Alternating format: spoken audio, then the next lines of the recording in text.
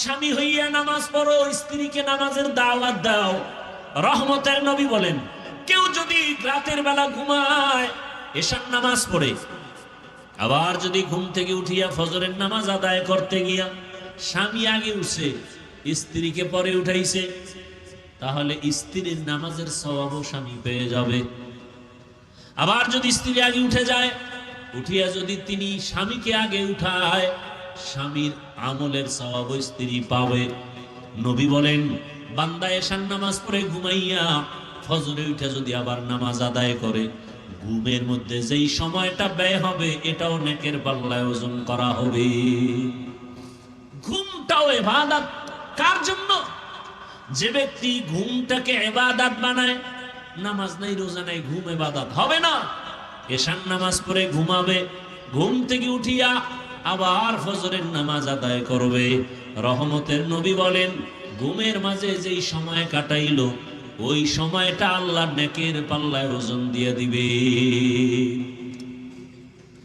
ভাইরা আমার, তাহলে জাহান্নাম থেকে নিজে বাঁচো, আহালকে বাঁচাও।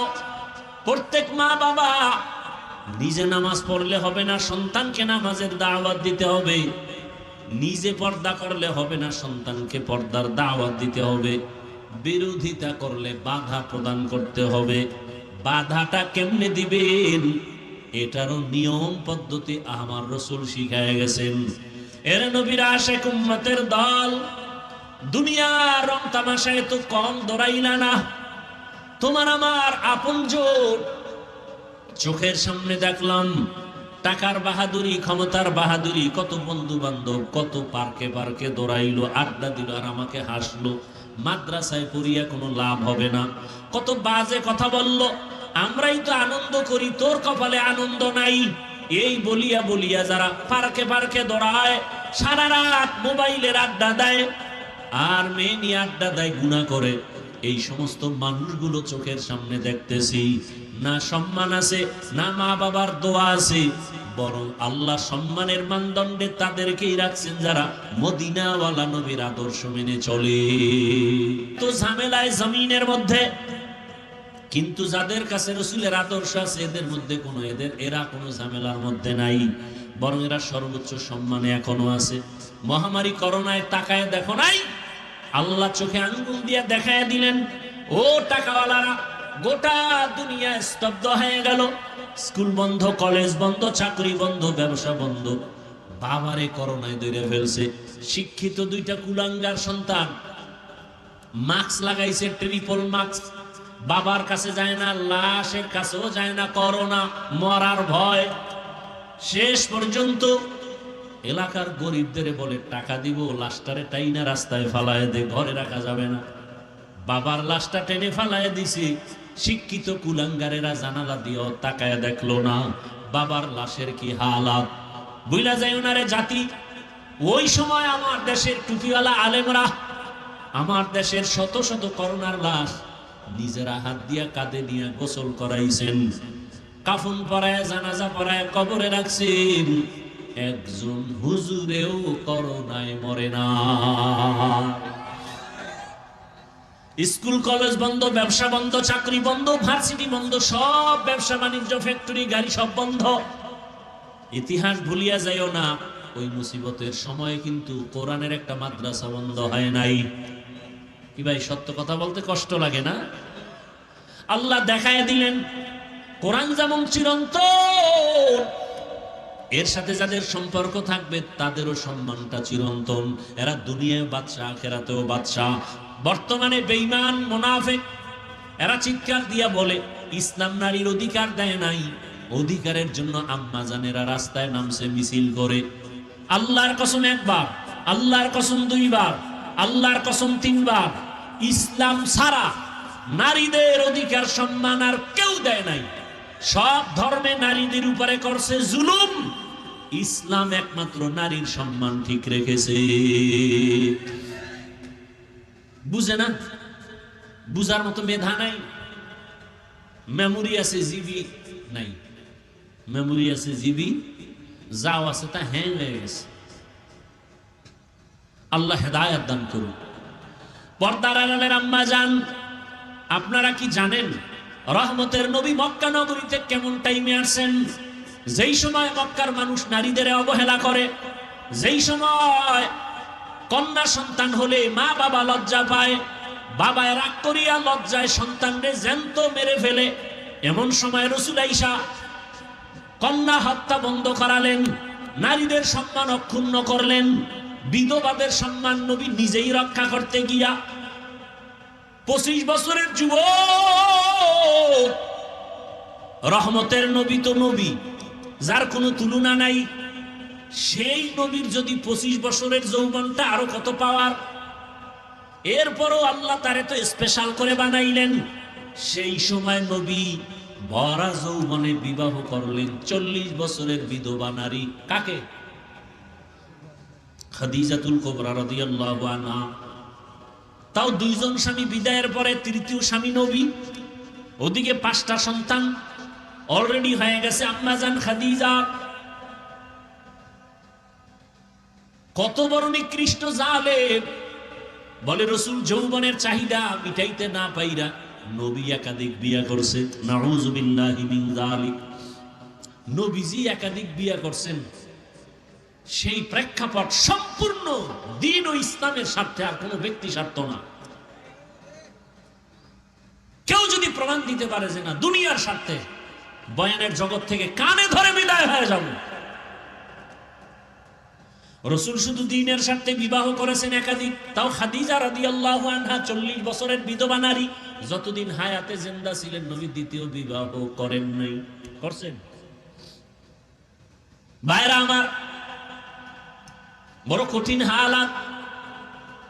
এরে আম্মা জান, আপনারা যদিও নবী না, তবে আপনাদের মর্যাদা, আপনারা নবীদের মা, সাহাবায়ে কেরামদের মায়ের মতোই তো আপনাদের সম্মান। আপনারা খাদিজা রাদিয়াল্লাহু আনহার মতো নারী, ফাতেমা রাদিয়াল্লাহু আনহার মতো দামি নারী, আম্মা জান আয়েশা রাদিয়াল্লাহু আনহার মতো দামি নারী। জমিনে নিকৃষ্ট এক বেঈমান ফেরাউন, জানেননি তার স্ত্রীর নাম কি? কথা বলেন না কেন? আসিয়া কত বড় দামি! যত বড় বেঈমান ফেরাউন, অত বড় দামি আল্লাহর কাছে আসিয়া। দেখছেননি কারবার? দুনিয়ার নিকৃষ্ট বেঈমান ফেরাউন, আর তার ঘরে আছে পৃথিবীর শ্রেষ্ঠ নারী আসিয়া। কেমন দামি! রহমতের নবী বলেন কিয়ামতের দিন আসিয়ার সাথে আমি মুহাম্মদের সাথে বিবাহ হবে। এরে আম্মা জানেরা, এত বড় বেঈমানের ঘরে থাকি আসিয়া আমার আল্লাহকে ভুলেন নাই। আর আপনার স্বামী তো ফেরাউনের মতো খারাপ না। আপনি যদি নামাজ পড়েন, আপনার স্বামী তো বাধা দেয় না। আপনি যদি পর্দা রক্ষা করে চলেন, আপনার স্বামী তো বাধা দেয় না। আপনি যদি নামাজ পড়েন, সন্তানকে নামাজি বানান, স্বামী বাধা দেয় না। আপনি তো পারতেন চেষ্টা করলেই নিজেও জান্নাতি হতে, স্বামীটাকেও জান্নাতি বানাইতে। ও আম্মা জানেরা, মা মনে করে স্বামীর সম্পদ আমার না, এই জন্য বাতাসে উড়ায়। অনেকের স্বামী বিদেশ থাকে, লাখ লাখ টাকা পাঠায়, শেষ সময় এসে দেখে টাকা নাই, স্ত্রী বাতাস উড়ায় দিছে।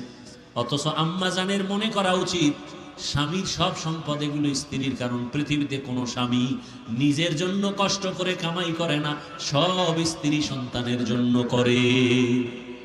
নিজে না খাইয়া থাকলেও মনে কষ্ট নাই, স্ত্রী সন্তান যদি না খায় থাকে, ওই রাতে স্বামীর চোখে আর ঘুম আসে না। এরে আম্মা জান, আপনার স্বামী যদি মরিয়া যায়, সন্তান তো আপনার চলে আসবে। ও আমার যুবক বাবারা, যারা বাবার টাকা বাতাস উড়াও, তুমি কি ভাবো না তোমার বাবা মইরা গেলে এই সম্পদ, এই সবকিছু তো তোমার? তুমি কার টাকা নষ্ট করো? তোমারটাই তো নষ্ট করো। তবে বলবা হুজুর ক্ষতি কি? লিখে রাখ, বাবায় যদি কোটি কোটি টাকা কামাই করে আর স্ত্রী সন্তানরা যদি চুরি করে না বলে সরাইয়া দেয়, ওই সংসারে কোনোদিন লাভবান হবে না, কল্যাণ আসবে না। তাহলে নিজের বাবার ক্ষতি নিজে করলি। বাবায় মরে গেলে সংসার তো তোমার হাতে নিতে হবে, বাবার ব্যবসা বাণিজ্য তোমাকে মেনটেন করতে হবে। এই চিন্তা যদি যুবকেরা করত, বাবার একটা টাকাও মোবাইলে গুনায় খরচ করত না। ইন্না আউওয়ালা বাইতিন মুযিআ লিন-নাস লাল্লাযী বিবাক্কাতা মুবারাকাও ওয়া হুদা মুবারাকাও ওয়া হুদাল লিল আলামিন। পৃথিবী নামক গ্রহ আল্লাহ তৈরি করার পরে প্রথম ঘর বানাইলেন বাইতুল্লাহ, হেদায়াতের ঘর। কেমন পরীক্ষা! বাইতুল্লাহ তাওয়াফ করতেছে, কে ধনী, কে গরিব, কে শিক্ষিত, কে অশিক্ষিত, কে আলেম, কে মূর্খ, কে পীর, কে মুরিদ, কে রাজা, কে প্রজা, সব একই পোশাকে ঘুরতেছে। সবার আওয়াজ একটা, লাব্বাইক আল্লাহুম্মা লাব্বাইক, লাব্বাইক লা শারীকা লাকা লাব্বাইক, ইন্নাল হামদা ওয়ান নি'মাতা লাকা ওয়াল মুলক লা শারীকা লাক। রিকশাওয়ালার একই আওয়াজ, কর্মচারীও এই আওয়াজ দিতেছে। কর্মচারীর পোশাকটাও যেমন, মালিকের পোশাকটাও তেমন। ইমাম সাহেবও যেই পোশাক পরেছেন, মুক্তাদিরাও একই পোশাক। ইমামের সম্মানের জন্য যে তুমি টুপি পরে লাও, বলে যদি টুপি পরো তোমার এই তাওয়াফ চলবে না, উমরা তোমার চলবে না, হজ চলবে না। সব আল্লাহর মোহাব্বতের আশেক হয়ে যাও। কি হয়ে যাও? আশেক। এই যে আমি বলছি আল্লাহর কি হও, বলেন না কেন? এটা কোনো দোষের কথা? এটারে বাংলায় যদি বলি সব পাগল হয়ে যাও, তো কেউ কেউ মন্তব্য করবে ভিন্ন কথা, ঠিক নেই? অথচ সমস্ত আল্লাহর ওলি যারা, আহলুল্লাহ যারা, সবাই একমত, জমিনে যত মানুষ আছে সব মানুষ পাগল। সব মানুষ, এমন কেউ নাই যে পাগল না, তবে কোয়ালিটি আলাদা। কেউ টাকার পাগল, কেউ ক্ষমতার পাগল, কেউ চেয়ারের পাগল, কেউ নারীর পাগল, কেউ গাড়ির পাগল, কেউ বাড়ির পাগল, ঠিক নেই? যে ক্ষমতার চেয়ারের পাগল, সে নামাজে দাঁড়াইয়াও ক্ষমতা, ক্ষমতা ঘুমের মধ্যেও ক্ষমতা। যে টাকার পাগল, তার 24 ঘন্টা জিকির আর ফিকির টাকা। যে নারীর পাগল, তার 24টা ঘন্টার প্রতিটি মুহূর্ত জিকির আর ফিকির নারী। এই সব পাগলের মধ্যে একটা শ্রেষ্ঠ পাগল হলো এরা আল্লাহর পাগল। কার পাগল? টাকার পাগলেরা 24 ঘন্টা টাকা, ক্ষমতার পাগল যারা 24 ঘন্টা ক্ষমতা। হালাল বুঝে না, হারাম বুঝে না, ইনসাফ বুঝে না, জুলুম বুঝে না, ক্ষমতা চাই। আছে না নাই? আর যারা আল্লাহর পাগল, এরা 24 ঘন্টা শুধু আল্লাহকে নিয়েই থাকেন। জিকির করলেই শান্তি, তেলাওয়াত শুনলেই কলিজা ঠান্ডা, আজান শুনলে মনে শান্তি। এরা কার পাগল? আল্লাহর পাগল। এই এতগুলো পাগলের মধ্যে কোন পাগল ভালো? হ্যাঁ, আল্লাহ কবুল করেন। তো বাইতুল্লাহ এমন একটা ঘর, একই পোশাকে সবাই ঘুরে, কোনো ক্লাস ভাগ নাই, ক খ গ গ্রুপ নাই। আবার আওয়াজও সবার চাওয়া একই সিস্টেম। আবার দেখছেন কত কঠিন। বড় বুজুর্গ মানুষ রাস্তা দিয়ে যখন হাঁটেন, চেহারার উপরে রুমাল দিয়ে হাঁটেন, নজর যেন বেগানার দিকে না পড়ে। কিন্তু বাইতুল্লাহর কাছে তাওয়াফ যারা করে, মহিলারাও ঘুরে, পুরুষেরাও ঘুরে। কেমন কঠিন পরীক্ষা! এখান থেকেই তোমার নাম্বার উঠাইতে হবে। তোমার ডানে বামে মহিলারাও ঘুরতেছে, তারাও লাব্বাইক বলতেছে, তুমিও লাব্বাইক বলতেছো। এখান থেকেই কারো আল্লাহর মোলাকাতের রাস্তা ওপেন হয়ে যাবে। এখানেই কঠিন পরীক্ষা। এই নারীদের প্রতি তোমার দৃষ্টি ভিন্ন দিকে যায় নাকি আল্লাহর মোহাব্বত এবং ভয়ে তোমার এখানে কাজ চলে। এখান থেকেই তুমি ফেল করো আর পাশ করো। কঠিন পরীক্ষা চলতেছে বাইতুল্লাহর মতো দেওয়ালের পাশে। কথাটা কেন আনলাম? একদল হজে আসতে পারে নাই, আর একদল আসছে বেহেশতের প্যান্ডেলে ঢুকতে পারে নাই। এরা কোথায়? এরা দোকানপাটে ঘুরে আড্ডা দেয়, গল্প গুজব করে, আর তাজা তাজা কবিরা গুনাহ করে। তাহলে চিন্তা করেন, বাড়ির থেকে ওয়াজে যাই বলিয়ে আসিয়াও বেহেশতের বাগানে ঢুকতে পারে নাই কেন? এখানে ঢুকতে কপাল লাগে। কপাল, মাস্তানি চলে না, বাহাদুরি চলে না। আল্লাহর মোহাব্বতের ময়দানে আসতে হলে আল্লাহর তৌফিক লাগে। আল্লাহ তৌফিক না দিলে হয় না। বড় কঠিন কথা। আবার একদল আসছে, প্যান্ডেলে ঢুকছে, বসছে, কিন্তু অন্তর বাইরে, এখানে অন্তর নাই। ভাবতেছে কি বয়ান করবে, শুনতেছি যদি ভালো লাগে থাকবো, না হয় তাড়াতাড়ি বের হয়ে যাব। একাই যাব না, আরো দুইজনকে নিয়ে যাব। হঠাৎ করে তারা ফাঁকে ফাঁকে উঠে যাবে, গিয়া বাহিরে গিয়া তারা নেকামল করবে না গুনাহ? মোবাইলটা হাতে নিয়ে গুনাহ কথা শুরু হয়ে যাবে। এখানে সব আশিকে রাসূল, ফজর পড়ে নাই, জোহর পড়ে নাই, আসর পড়ে নাই, মাগরিব পড়ে নাই, এশার নামাজ পড়ে নাই, তাজা আশিকে রাসূল সব বসা। আর আমরা নামাজ রোজা ঠিক রাখার পরেও আমরা রাসূলের আশিক হতে পারি নাই। কেমন দুনিয়াতে আসছি, কেমন সমাজে বসবাস করি। দেখেন কি বয়ান শুনবেন, বয়ান কি আপনারা কম জানেননি? মাইক লাগায়া কানে আঙ্গুল দিয়ে টান দিবেন, অজ হয়ে যাবে। এখানে যারা আপনারা বসছেন সবাই আমরা মুসলমান, সবাই আমরা কি বলেন তো? আপনাদের আল্লাহ আমার আল্লাহ দুই না এক? সবাই একমত? আপনাদের নবী আমার নবী, বুঝে শুনে বললেন।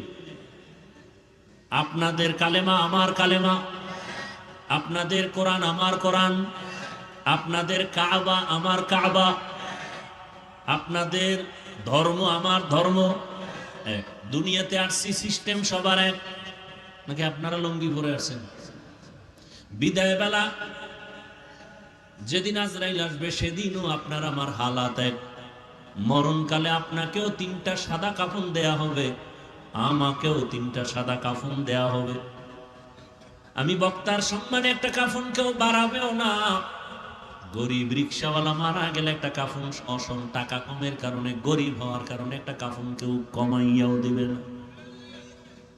কালারও কিন্তু আলাদা, কাফনের কালার। তাবলিগওয়ালাদের কালার একরকম, পীর সাহেবদের কালার আর এক রকম। কে ধনী, কে গরিব, কে আলেম, কে মূর্খ, কে তাবলিগ, কে কওমি, কে আলিয়া, তুমি যত বড় বাহাদুরি দেখাও না কেন, সবার মরণকালে কাফনের কালারও হবে সব এক। কাফনের উপরে লেখা থাকবে কোটিপতির লাশ, বড় হুজুরের লাশ। মাস্তানি তো কবরে যাওয়ার আগেই শেষ। কাফনে ঢোকা মাত্রই আমি যে এত বড় বাহাদুর, কাফনে ঢোকার পরে কে গরিব কে ধনী লেখা থাকবে? তাহলে কবরে যাওয়ার আগেই বাহাদুরি ফিনিশ। এখন আমি দাবি করি আমি বড় বক্তা, আমি বড় টাকাওয়ালা, আমি বড় ক্ষমতাওয়ালা মাস্তান। মরণকালে কাফনে ঢোকার পর কে বড় আলেম, কে ছাত্র, কে পীর, কে মুরিদ, কে শিক্ষক, কে ছাত্র, কোনো ভেদাভেদ থাকবে না, সব একাকার। কবরের সাইজও হবে নাকি আপনাদের এলাকার কবর একটু বড়? কবরের সাইজ, দাফন দিয়া মাটি দিয়ে সব যখন চলে যাবে, প্রশ্ন কবরে হবে, তাও সবার বেলায় 3টা, তাও এক। রবের পরিচয় দাও, ধর্মের পরিচয় দাও, রাহমাতুল লিল আলামিনের পরিচয় দাও। আমাকেও এই প্রশ্ন, আপনাদেরও নাকি আলাদা? কি বুঝলেন? আপনার আমার আল্লাহ এক, নবী এক, কোরআন এক, কাবা এক, ধর্ম এক, কালেমা এক, আশা এক, কাফন এক, কালার এক, কবর এক, সাইজও এক, জানাজার সিস্টেমও এক, কবরের প্রশ্ন এক। অথচ দুঃখ, আমি টুপি খুলতে চাই না, তুমি টুপি মাথায় দিতে চাও না। কেন? তুমি ভিআইপি মুসলমান। আমি দাড়ি কাটলে লজ্জা পাই, তুমি রাখতে লজ্জা পাও।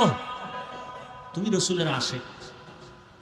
আমি মসজিদে না ঢুকলে লজ্জা, তুমি ঢুকতে গেলে লজ্জা। আমি পর্দা না করলে লজ্জা, তুমি পর্দা করতে গেলে লজ্জা পাও।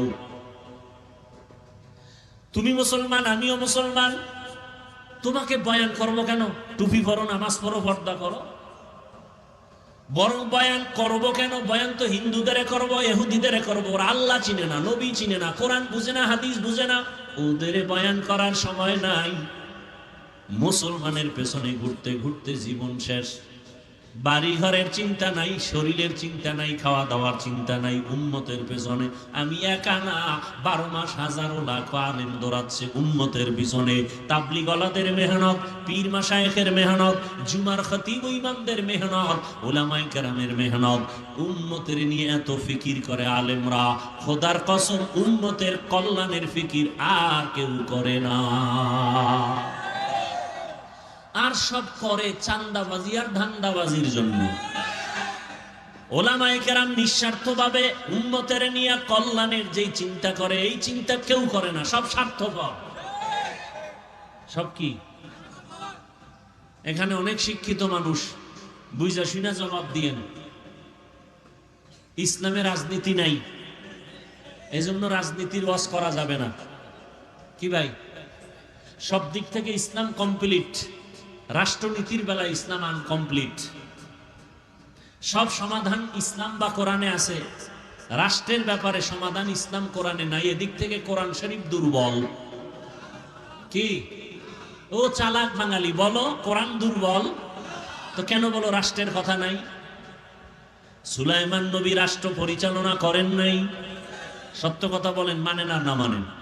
ইউসুফ নবী মিশরের অর্থমন্ত্রী ছিলেন না, এ ঘটনা কি কোরআনে নাই? রহমতের নবী রাষ্ট্র পরিচালনা করেন নাই, আবু বকর, ওমর, ওসমান, আলী সহ এরা কি করেন নাই? তাহলে কেন বলো ইসলামে রাজনীতি নাই? যদি বলো 1 মিনিটের জন্য মেনে নিয়ে বলবো, ওয়াজের প্যান্ডেলে যদি বক্তা রাজনীতির বয়ান করতে না পারে, তো রাজনীতির নেতা হইয়া বক্তব্য দেওয়া হয় কেন? নিজের বেলায় কুরু কুরু, অন্যের বেলায় মাকরু। এখান থেকে মুমিনকে বেরিয়ে আসতে হবে। দুনিয়ার সবাই করে পচা রাজনীতি, আল্লাহর রাসূল শিখাইছেন পবিত্র রাজনীতি। কেমন পবিত্র? মালিক যেই প্লেটে খাবে, গোলাম সে একই প্লেটে খাবে। কর্মচারীর ঘাম ঝরার আগে বেতন দাও। আর পচা রাজনীতি কি কয়? বেতন বন্ধ মিছিল করবি, পুলিশের পিডা খাবি, তারপরে হাফ পাবি। এলো পচা রাজনীতি। ইমাম সাহেব ইমামতি করবেন, কোন রাজনীতি করা যাবে না, দল করা যাবে না। যদি এটাই সত্য হয়, তাহলে কমিটির মধ্যেও কোনো রাজনীতির ব্যক্তি থাকতে পারবে না। কি বৈষম্য বিরোধী? কই এই চালাকি কত! হ্যাঁ, বর্তমানে ওলামায়ে কেরামদের মধ্যে বাংলাদেশে এখনো জনগণের দায়িত্ব নিয়ে আছে না নাই? চেয়ারম্যান আছে না? খবর নিয়ে দেখেন, মনে হয় যেন তারা দুনিয়াতেই বেহেশতের ঘ্রাণ পাইতেছে। আলেম ওলামারা উম্মতের দায়িত্ব নিলে কিছু হোক বা না হোক, উম্মতের উপরে জুলুম হবে না। আল্লাহ হেদায়েত দান করুন। ভাইরা আমার, তবে কপাল বড় খারাপ। সেদিন ওই উমরা সফরে রিয়াদের বাংলাদেশি প্রবাসীদের বলে আসলাম, বাবারা, বাংলাদেশে এমন এক সুযোগ আইছে যা জীবনে আয় নাই, আর আসবে কিনা জানা নাই। আমি বললাম, যতটা খুশি এর থেকে আরো কঠিন হালাত। আগে যত দোয়া করছেন এর থেকে বেশি করেন, আরো বেশি দোয়া করেন, কারণ মানুষ খুশিতে অন্যায় বেশি করে, বেপরোয়া হয়ে যায়, কথার ব্যালেন্স থাকে না, চলাফেরার ব্যালেন্স থাকে না। আপনাদের বেশি দোয়া করা উচিত উলামায়ে কেরাম এক হওয়ার জন্য। বেশি দোয়া করা উচিত। এক হয় না কেন? আপনাদের কারণে। আপনারা দোষ দেন না আমগো, আসল ভেজাল আপনাদের মধ্যে। ফেসবুকে আলেমদের বিরুদ্ধে লেখালেখি যেদিন বন্ধ হবে, সেদিন ওলামায়ে কেরাম এক ময়দানে আসবে। ওলামায়ে কেরামের বিরুদ্ধে পরস্পরে লেখালেখি ফেসবুকে যতদিন বন্ধ হবে না, ততদিন এই জাতির কপাল খুলবে না। আর আপনি বিসমিল্লাহ পারেন না, আউযুবিল্লাহ পারেন না, আলেমের বিরুদ্ধে আপনি কলম ধরেন, এত বড় দুঃসাহস আর বেয়াদবি করার সাহস আপনাকে কে দিয়েছে? আমি তো সারা বাংলাদেশে বলি, বুক ফুলায় বলি, যারা আলেমের বিরুদ্ধে লেখে ওরা মা বাবার অভিশপ্ত সন্তান, ওরা মা বাবার সুসন্তান নয়। আল্লাহ হেদায়েত দান করুন।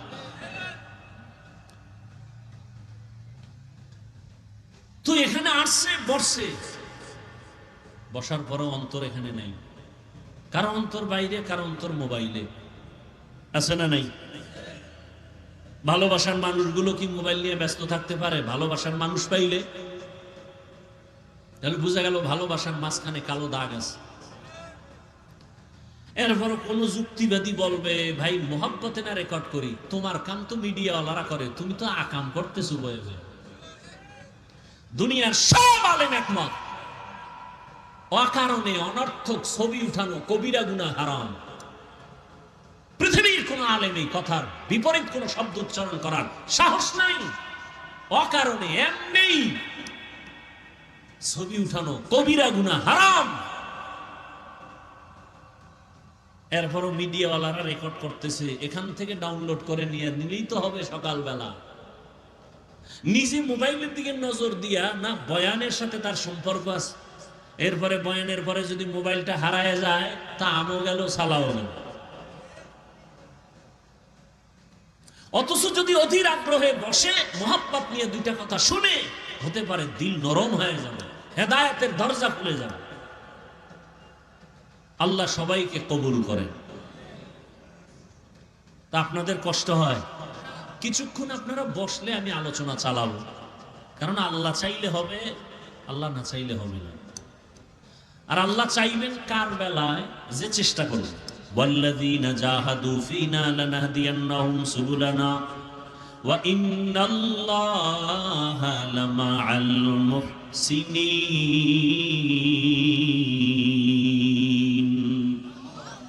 আল্লাহ তাআলা বলেন, যারা চেষ্টা করে আমাকে পাওয়ার জন্য, আমি আল্লাহ তার সামনে অনেকগুলো রাস্তা খুলে দেই। যেই রাস্তা দিয়ে বান্দা হাঁটতে থাকবে, ওই রাস্তায় আমার সাথে মুলাকাত হয়ে যাবে। ইয়া ইলাহি মুঝসে মুঝকো দূর কর, তাকে দেখো মুঝ মে তুঝকো এক নজর। ইয়া ইলাহি তু মেরা মাবুদ है, या इलाही तू मेरा माशूक है। আপনারা কোরআনের বাগানে আসছেন, বেলুন কেনেন কেন? বাড়ি যাওয়ার সময় বেলুন ঝুলাইতে ঝুলাইতে। কেউ প্লাস্টিকের মাছ কিনা যায়।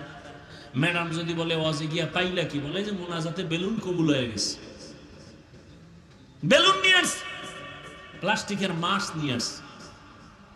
আর একদল আল্লাহর বান্দা, সংখ্যায় যদিও কম, দুই একজন আল্লাহর গোলাম, জীবনে ঘরে যাইয়া সালাম দেয় না।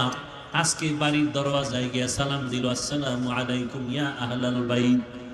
রহমতের নবী বলেন, যারা ঘরে ঢোকার সময় উঁচু কণ্ঠে সালাম দেয়, আল্লাহর ফেরেশতা দিয়া আল্লাহ ওই বাড়ি পাহারাদারের ব্যবস্থা করে দেয়। তুকু যাও সুন্নতে আহমদ কো যা বা মুহাম্মদ কে বুয়াদ নিসবত তোরা মান আহাব্বা সুন্নতি কওলে রসুল মজদায়ে কানা মাই হাম কুন কবুল।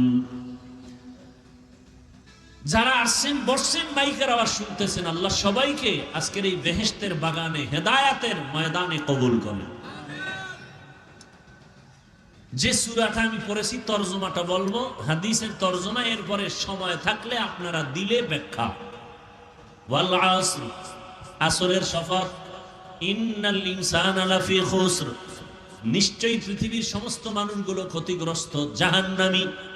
ইল্লাল্লাযীনা আমানু, কিন্তু যারা ঈমান আনয়ন করবেন, ওয়া আমিলুস সালিহাত, আমলে সালেহ করবেন, ওয়া তাওয়াসাউ বিল হক, ঈমান আমলের দাওয়াত অন্যকে দিবে, ওয়া তাওয়াসাউ বিস সবর, ঈমান আমলের বিরোধিতাকারীদের বাধা দিতে গিয়ে সবর ইখতিয়ার করবে।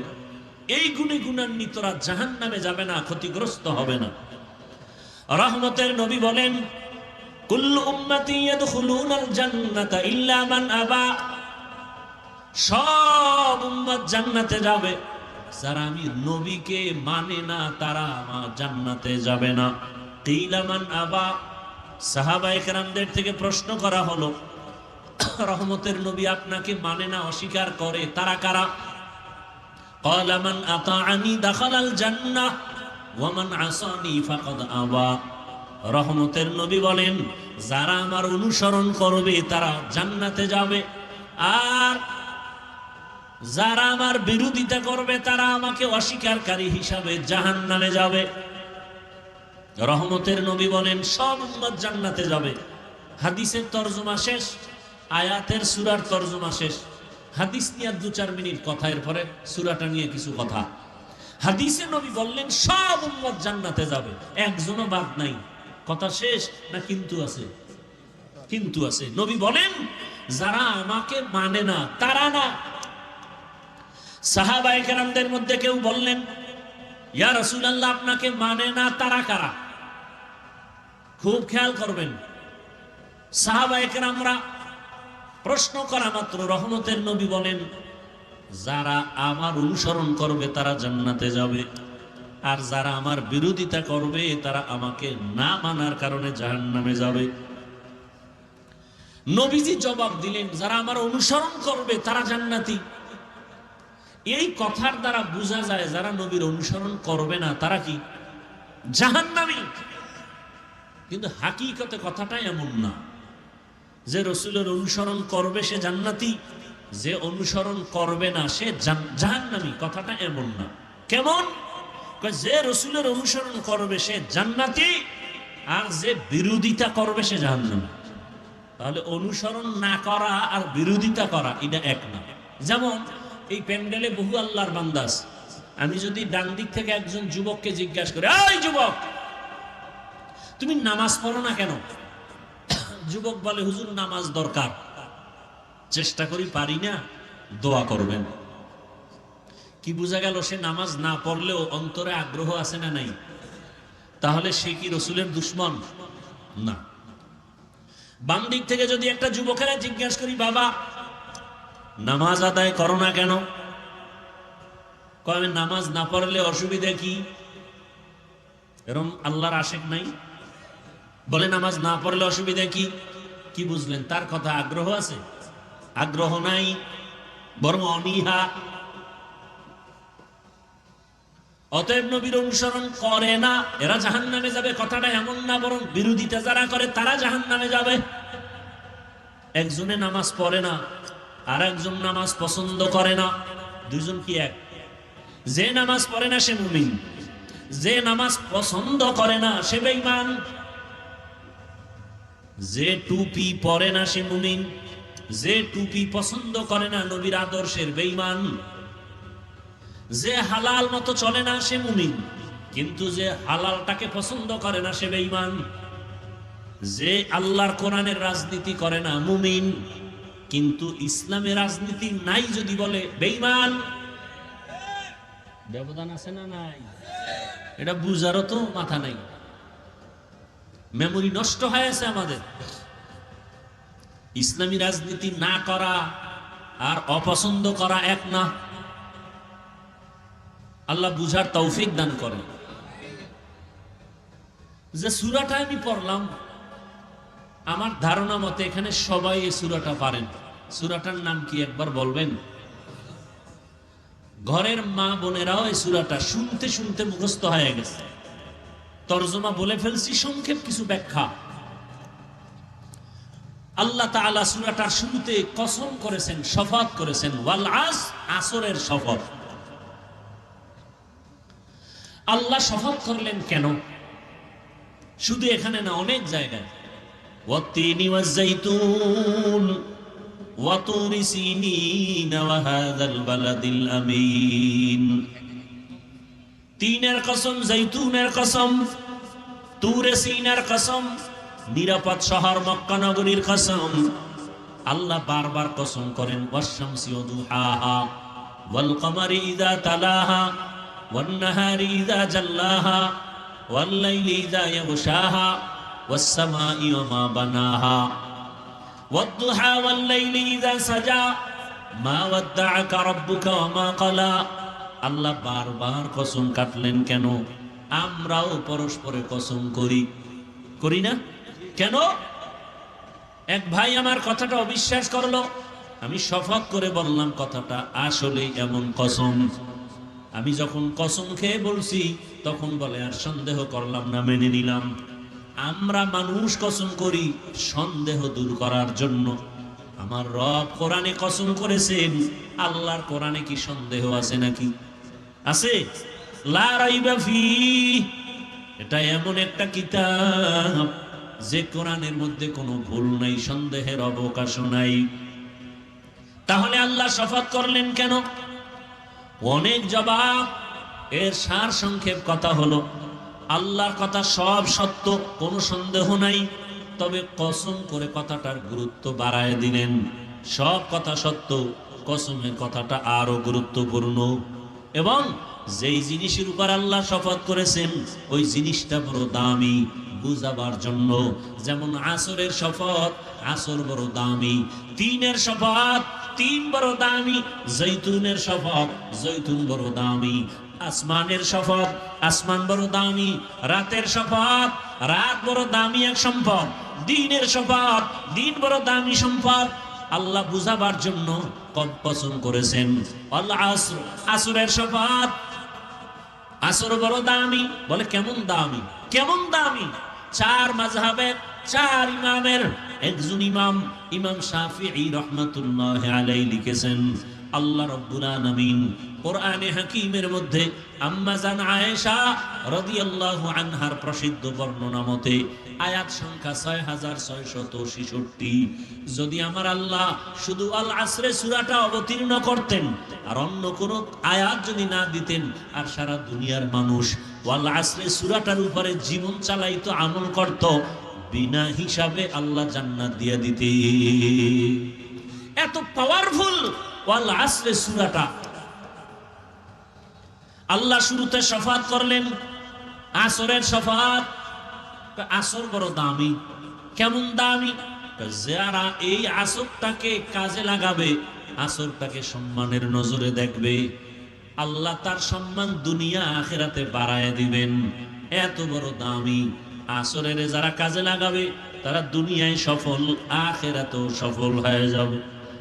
এবার এই কসম খাইয়া সামনে যে কয়টা কথা বলতেছেন, কথাগুলো বড় দামি। আল্লাহ বলেন কসম খাইয়া তো গুরুত্ব বাড়ায় দিলাম। আবার বলেন ইন্নাল ইনসান, আবার তাকিদ দিলেন ইন্না, নিশ্চয়ই। আল ইনসান, সমস্ত দুনিয়ার মানুষ। আবার লাফি লাম তাকিদ, সব দুনিয়ার মানুষ অবশ্যই ক্ষতির মধ্যে জাহান্নামী। কথা কা? শপথ করে আল্লাহ বললেন সব মানুষ অবশ্যই জাহান্নামী, ক্ষতিগ্রস্ত। কথা শেষ না সামনে আরো আছে? আল্লাহ বলেন কিন্তু নামের ব্রেক লাগাই দিলাম। ইল্লা, দুনিয়ার সব মানুষ জাহান্নামে যাবে, কিন্তু কিন্তু বলে আল্লাহ বলেন যাদের মধ্যে চার গুণ পাওয়া যাবে তারা জাহান্নামী না। কয় গুণ? ইল্লাল্লাযীনা আমানু ওয়া আমিলুস সালিহাত ওয়া তাওয়াসাউ বিল হক ওয়া তাওয়াসাউ বিস সবর। এই চার গুণওয়ালা মানুষ জাহান্নামে যাবে না, বরং তারা বিনা হিসাবে জান্নাতে যাবে। আতিনা ফি দারে দুনিয়া না হাসান, আতিনা ফি দারে উকবা না হাসান, ইয়া গিয়াসাল মুস্তাগীসিন ইহদিনা ইফতিখারা বিল উলুমে वल गिना। हर गोरी देने को तू तैयार है, जो न मांगे उससे तू बेजार है। चार गुण वालारा জাহান্নামী না। এর মধ্যে প্রথম গুণ যাদের থাকবে ঈমান, দ্বিতীয় গুণ যারা ঈমান আনার পরে নেক আমল করবে। এই দুইটা গুণ, ঈমান আর আমল। বদ আমল না নেক আমল? ঈমান আর নেক আমল। এরপরের দুই গুণ ঈমান আর আমলের দাওয়াত অন্যকে দেওয়া, 3 নাম্বার গুণ। 4 ঈমান আমলের যারা বিরোধিতা করে তাদের বাধা দিতে গিয়া ধৈর্য ধারণ করা। প্রথম 2 গুণ ঈমান আর আমল, এই 2 গুণ হলো আল্লাহর হক। কার হক? বাকি 2 গুণ বান্দার হক। আপনারা ওয়াজে অনেক আগে থেকেই শুনে থাকবেন, আল্লাহর হক যদি ঘাটতি থাকে আল্লাহ ক্ষমা দিয়া দিবেন, বান্দার হক যদি নষ্ট হয়ে থাকে বান্দা ক্ষমা না দিলে আল্লাহ ক্ষমা দিবেন না। আল-আসরের সূরাটা যে ইমাম শাফিঈ রাহমাতুল্লাহ আলাইহি বলছেন যে এটা মানলে আমল করলে বিনা হিসাবে জান্নাতে যাবে, পাওয়ারফুল একটা সূরা। আল-আসরের সূরা আপনাকে কনফার্ম করে দিল কে জান্নাতে যাবে কে যাবে না। 4 গুণওয়ালারা জান্নাতে যাবে, বিনা হিসাবে, কোনো হিসাব নাই, বিনা হিসাবে। ওই 4 গুণের প্রথম 2 গুণ আল্লাহর হক, ঈমান আর আমল। এখন আমাদের এই 2 গুণে কি জান্নাতে যাওয়া যাবে না কয় গুণ লাগবে? 4 গুণ। এর মধ্যে প্রথম 2 গুণ যাদের আছে, ঈমানও আছে, আল্লাহ মানি, নবী মানি, কোরআন মানি, হাদিস মানি, কিয়ামত মানি, আমাদের ঈমান আছে। এবার আমল, টুকটাক আমলও করি। মোহাব্বত না থাকলেই প্যান্ডেলে আসলাম কেন, নামাজে মসজিদে যাই কেন, আলেমদের মোহাব্বত করি কেন?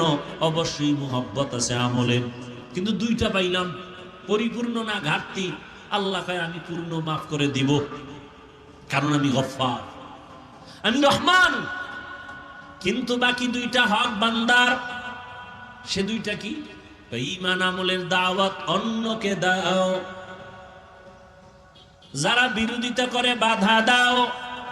এটার নাম তা'মুরুনা বিল মা'রুফ ওয়া তানহাউনা আনিল মুনকার।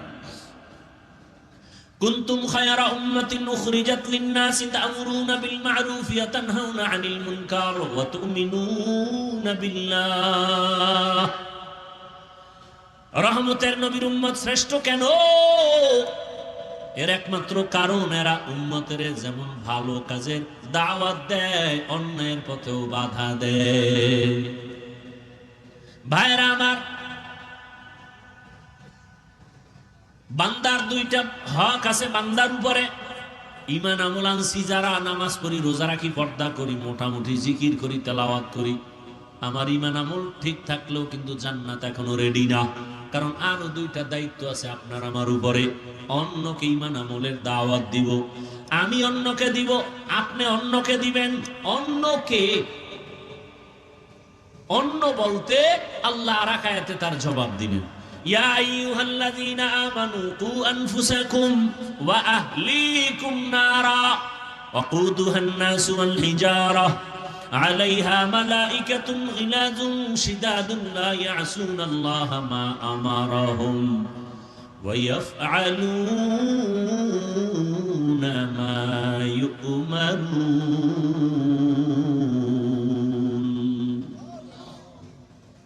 আল্লাহ বলেন, মুমিন জাহান্নামের আগুন থেকে আগে নিজেকে বাঁচাও, পরে আহালকে বাঁচাও।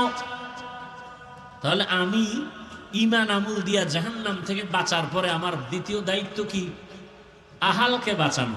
তাহলে ঈমান আমলের দাওয়াত অন্যকে দেওয়ার মানে হলো আহালকে দিব। এবার আপনার আহালকে, আমার আহালকে, প্রত্যেকজন ব্যক্তি হিসাবে আমি যদি স্বামী হই, স্ত্রী আমার আহাল। আমি যদি আলেম হই, উম্মত আমার আহাল। আমি যদি বাবা হই, সন্তান আমার আহাল। আমি যদি মসজিদের ইমাম খতিব হই, মুসল্লিরা আমার আহাল।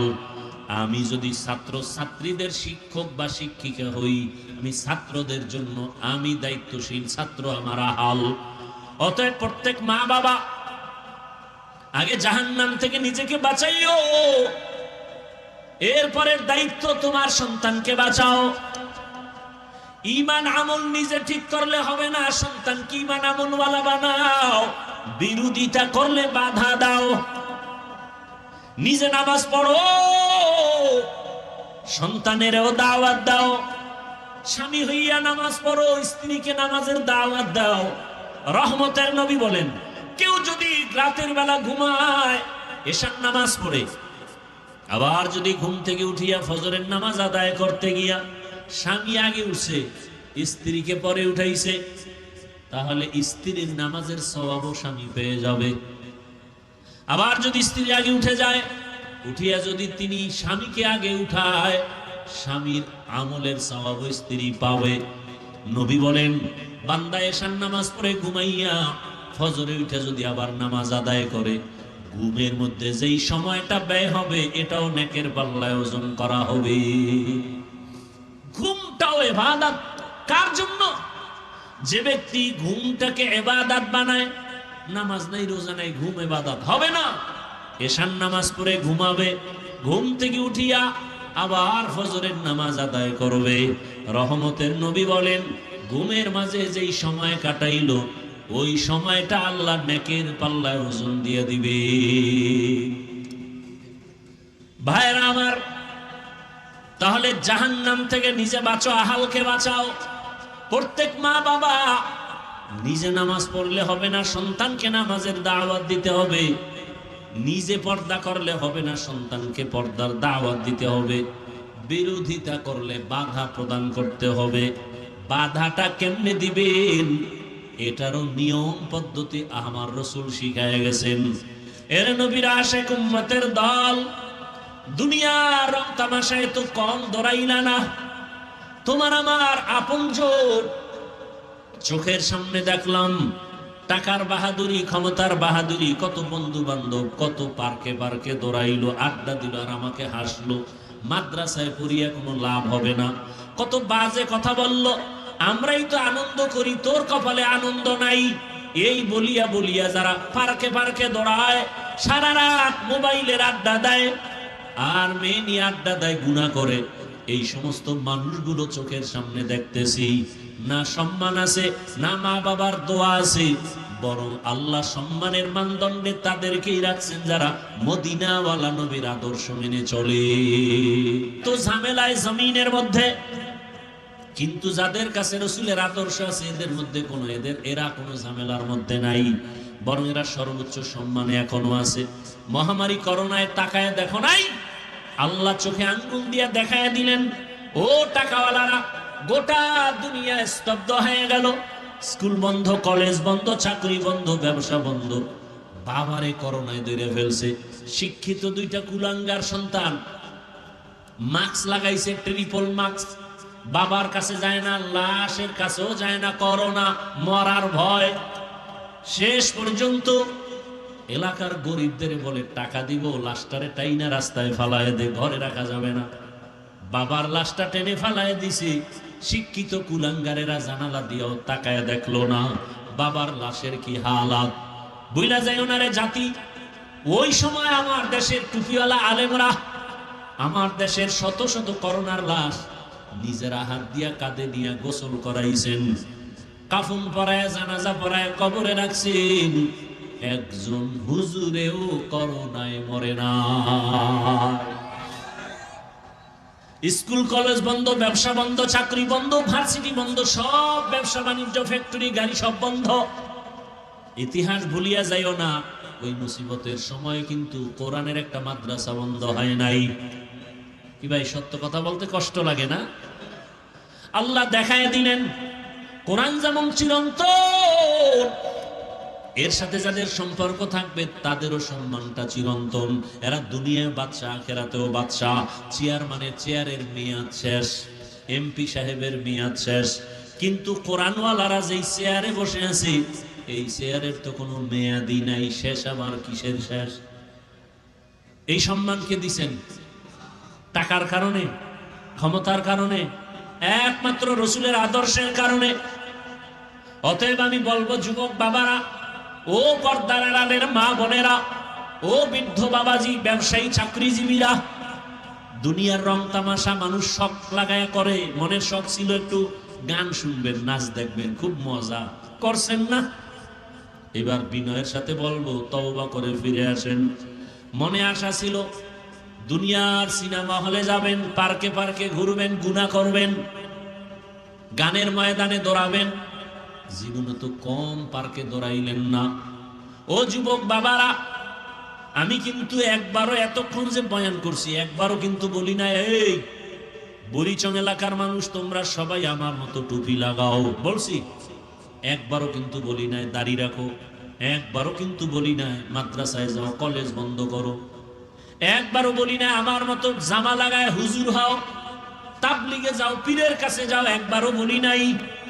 বরং সারা বাংলাদেশে আমি একা খুব জোর লাগায় বলি, জানা নাই আর কেউ বলে কিনা, আমি নিজের থেকে জোর দিয়া বলি, ও যুবক, স্কুল ছাড়িও না, কলেজ ছাড়িও না, লেখাপড়া করো করো, ডাক্তার হও করো, ইঞ্জিনিয়ার হবা হও, প্রফেসর হতে চাও ধন্যবাদ, ও চাকরিজীবী চাকরি করো, ও ব্যবসায়ী বাবা ব্যবসা করো, ছাড়িও না। তাহলে আমি বয়ান করবো কি? আমার বয়ান সব কথার একটা, তুমি চাকরির জায়গায় থাইকা জান্নাতের টিকিট রেডি করো, ব্যবসার জায়গায় থাইকা জান্নাতের টিকিট রেডি করো, স্কুল কলেজ ভার্সিটিতে থাইকা জান্নাতের পথটাকে ওপেন করো। করার মতো পথ আছে না নাই আপনারা বলেন? না আমি বানায় বলতেছি? কি ব্যবসার লাইনে থাইকা কি জান্নাতে পাওয়ার রাস্তা নাই? রহমতের নবী ১৫০০ বছর আগে বলে গেছেন, আত-তাজিরু সুদুকুল আমিন মা'আন নাবিয়্যিন। নবী বলেন যারা সততার সাথে ব্যবসা করবে আমি রসুলের সাথে জান্নাতে থাকবে। তাহলে ব্যবসার লাইনে থাইকা কি জান্নাত পাওয়ার সুযোগ নাই? ও আমার যুবক বাবারা, তোমার মতো যুবক জীবনে মাদ্রাসায় পড়ে নাই, আলিফ বা তাও শিখে নাই, এমন যুবক স্কুলে পড়ে, কলেজে পড়ে, ব্যবসা করে, চাকরি করে, 5 ওয়াক্ত নামাজ পড়ে নাই। ভাই সত্য কথা স্বীকার করেন। তাহলে আমি কেন বলবো কলেজে পড়লে জাহান্নামে যাবে? আমি কেন বলবো স্কুলে পড়া হারাম? না, স্কুলে পড়ুয়া কত শিক্ষক শিক্ষিকা 5 ওয়াক্ত নামাজ পড়ে। আপনার কাছে আমার প্রশ্ন, আপনি কেন পারেন না? জবাব দেন। আপনার মতো যুবকেরা রাস্তায় গাড়ি চালায়, নামাজ পড়ে নাই, আপনি পারেন না কেন? জবাব দেন। আমার দ্বারা না দিলেও মাওলার কাছে তো দিতে হবে। ও আমার কলিজার যুবক, ডাক্তার, প্রফেসর, ইঞ্জিনিয়ার 5 ওয়াক্ত নামাজ পড়ে এমন নাই, ব্যবসা করে নামাজ ছাড়ে না, তুমি কেন পারবা না রে বাবা? ও পর্দার আড়ালের মা বোনেরা, আপনাদের দাম কত? বর্তমানে বেঈমান মুনাফিক এরা চিৎকার দিয়া বলে ইসলাম নারীর অধিকার দেয় নাই, অধিকারের জন্য আম্মা জানেরা রাস্তায় নামছে, মিছিল করে। আল্লাহর কসম একবার, আল্লাহর কসম 2 বার, আল্লাহর কসম 3 বার, ইসলাম ছাড়া নারীদের অধিকার সম্মান আর কেউ দেয় নাই। সব ধর্মে নারীদের উপরে করছে জুলুম, ইসলাম একমাত্র নারীর সম্মান ঠিক রেখেছে। বুঝে না? বুঝার মতো মেধা নাই, মেমোরি আছে জিবি নাই, মেমোরি আছে জিবি, যাও আছে তা হ্যাং হয়ে গেছে। আল্লাহ হেদায়েত দান করুন। পর্দার আড়ালের আম্মা জান, আপনারা কি জানেন রহমতের নবী মক্কা নগরীতে কেমন টাইমে আসছেন? যেই সময় মক্কার মানুষ নারীদের অবহেলা করে, যেই সময় কন্যা সন্তান হলে মা বাবা লজ্জা পায়, বাবা রাগ করিয়া লজ্জায় সন্তানকে জ্যান্ত মেরে ফেলে, এমন সময় রাসূল আয়েশা কন্যা হত্যা বন্ধ করালেন, নারীদের সম্মান অক্ষুণ্ণ করলেন, বিধবাদের সম্মান নবী নিজেই রক্ষা করতে গিয়া 25 বছরের যুবক, রহমতের নবী তো নবী, যার কোনো তুলনা নাই, সেই নবীর যদি 25 বছরের যৌবনটা আরো কত পাওয়ার। এরপরও আল্লাহ তারে তো স্পেশাল করে বানাইলেন। সেই সময় নবী ভরা যৌবনে বিবাহ করলেন 40 বছরের বিধবা নারী। কাকে? খাদিজাতুল কুবরা রাদিয়াল্লাহু আনহা। তাও 2 জন স্বামী বিদায়ের পরে 3য় স্বামী নবী। ওদিকে 5টা সন্তান অলরেডি হয়ে গেছে আম্মা জান খাদিজা। কত বড় নিকৃষ্ট জালেম! বলে রাসূল যৌবনের চাহিদা মিটাইতে না পাইরা নবী একাধিক বিয়া করছে। নাউযুবিল্লাহি মিন যালিক। নবীজি একাধিক বিয়া করছেন, সেই প্রেক্ষাপট সম্পূর্ণ দ্বীন ও ইসলামের স্বার্থে, আর কোনো ব্যক্তি স্বার্থ না। কেউ যদি প্রমাণ দিতে পারে যে না দুনিয়ার স্বার্থে, বয়ানের জগৎ থেকে কানে ধরে বিদায় হয়ে যাব। রাসূল শুধু দ্বীনের স্বার্থে বিবাহ করেছেন একাধিক, তাও খাদিজা রাদিয়াল্লাহু আনহা 40 বছরের বিধবা নারী, যতদিন হায়াতে জিন্দা ছিলেন নবী দ্বিতীয় বিবাহ করেন নাই। করছেন? ভাইরা আমার, বড় কঠিন হালাত। এরে আম্মা জান, আপনারা যদিও নবী না, তবে আপনাদের মর্যাদা, আপনারা নবীদের মা, সাহাবায়ে কেরামদের মায়ের মতোই তো আপনাদের সম্মান। আপনারা খাদিজা রাদিয়াল্লাহু আনহার মতো নারী, ফাতেমা রাদিয়াল্লাহু আনহার মতো দামি নারী, আম্মা জান আয়েশা রাদিয়াল্লাহু আনহার মতো দামি নারী, জমিনে নিকৃষ্ট এক বেঈমান ফেরাউন, জানেননি তার স্ত্রীর নাম কি? কথা বলেন না কেন? আসিয়া কত বড় দামি, যত বড় বেঈমান ফেরাউন অত বড় দামি আল্লাহর কাছে আসিয়া। দেখছিনি কারবার? ও যুবক বাবা, আমি তোমাকে আবারও বলছি, তুমি আমার মতো হুজুর হও বলি না, বরং তুমি যে লাইনে থাকো 5 ওয়াক্ত নামাজ পড়ো, মনের বুঝাও মন। জীবনে কত নামাজ ছাড়লাম, মনে চাইছে গান শুনবো শুনছি, মনে চাইছে সারা রাত মোবাইল চালাবো চালাইছি, মা বাবায় বাধা দিছে শুনি নাই, মনে চাইছে পার্কে যাব দৌড়ায় গেছি, মনে চাইছে কক্সেস বাজারে যাব দৌড়ায় গেলাম। গুনাহ করতে করতে করতে করতে এখন আমার গুনাহ ছাড়া কিছুই দেখি না। এখন কয়দিন আর চলবো? আমার পাশের কত যুবক দেখি নামাজ পড়ে, আমার লাইনের কত বন্ধু যুবক দেখি এরা ব্যবসা করে নামাজ পড়ে, চাকরি করে নামাজ ছাড়ে না, গাড়ি চালায় নামাজ ছাড়ে না, আমি কেন পারবো না? আল্লাহ যদি হেদায়াত রাখেন তওবা করো। ও আল্লাহর কাছে মনে মনে বলো, হে মালিক, জীবনে বহু নামাজ ছাড়লাম, বহু বেপরদায় চললাম, ও আল্লাহ কেউ জানে না, তুমি জানো কত গুনাহ করেছি, দরওয়াজা জানালা বন্ধ করে গুনাহ করেছি, মোবাইলের দিয়ে তাকায় তাকায় চোখের গুনাহ করেছি, জবানের গুনাহ করেছি, কানের গুনাহ করেছি, হাতের গুনাহ করেছি। দুনিয়াতে টাকার বাহাদুরেরাও এক এক এতিম হইয়া চলে গেল, টাকা তার কবরে গেল না, টাকা তাকে বাঁচাইতে পারলো না। যমুনা গ্রুপের মালিক করোনায় মরে গেছে, বাঁচাইতে পারে নাই। আজকে তার টাকা পয়সা সব আছে, কিন্তু বিদায় বেলা 3টা সাদা কাফনের প্যাকেট হয়ে চলে গেল। আমার মাওলার কোরআন সত্য, কোনো সন্দেহ নাই, ওই কোরআনে যা আছে তাও সত্য। গুনাহগারের জন্য জাহান্নাম, নেক আমলওয়ালাদের জন্য জান্নাত। আল্লাহ ওয়াদা করেছেন, গুনাহ থেকে এখনো সময় আছে, তওবা করো। ও যুবক বাবারা, পর্দার আড়ালের মা বোনেরা, আপনার মতো কত মা এই এলাকায় এখনো তালাশ করলে পাবেন, বেপরদায় চলে না, নামাজ ছাড়ে না, স্বামীর মাল নষ্ট করে না, স্বামীর মাল হেফাজত করে, নামাজ পড়ে, পর্দা করে, সন্তানগুলোকে আদর্শ ডাক্তার বানাবার ফিকির করে, মেহনত করে। আম্মা জান, আপনারা কেন পারবেন না? একটা ভালো সন্তানের মা হইয়া কবরে যাবেন, সন্তানটাকে আদর্শ ডাক্তার বানান, সন্তানটাকে আদর্শ ইঞ্জিনিয়ার বানান। আদর্শ বলতে রহমতের নবীর আদর্শ, কারণ নবীর আদর্শ পাক, নবীর আদর্শ ছাড়া ভিন্ন সমস্ত আদর্শ না পাক। ওই নবীর আদর্শওয়ালা ইঞ্জিনিয়ার যদি বানাইতে পারেন, ওই ইঞ্জিনিয়ার দুনিয়ার কাজ করবে, কোরআন পড়বে, নামাজ পড়বে, মা বাবার জন্য দোয়া করবে। এখনো সময় আছে, তওবা করেন। আল্লাহর কাছে মনে মনে বলেন, হে আল্লাহ, আর নামাজ ছাড়বো না, আর দাড়ি কাটবো না, বেপরদায় চলবো না, মা বাবাকে কষ্ট দিব না। ওলামায়ে কেরামের পরামর্শ দোয়া নিয়া নবীর আদর্শ মেনে জীবনটাকে চালাবো।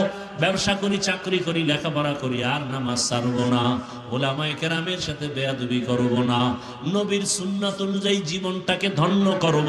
তওবা করার মতো যদি কারো অন্তর তৈরি হয়, নিয়ত হয় মুনাফিকি না থাকে, খাঁটি তওবার নিয়ত যাদের আছে, দুটো হাত আমার আল্লাহকে দেখাইয়া দেই, আয় আল্লাহ হাতগুলো কবুল করে নেন, তওবা কবুল করে নেন।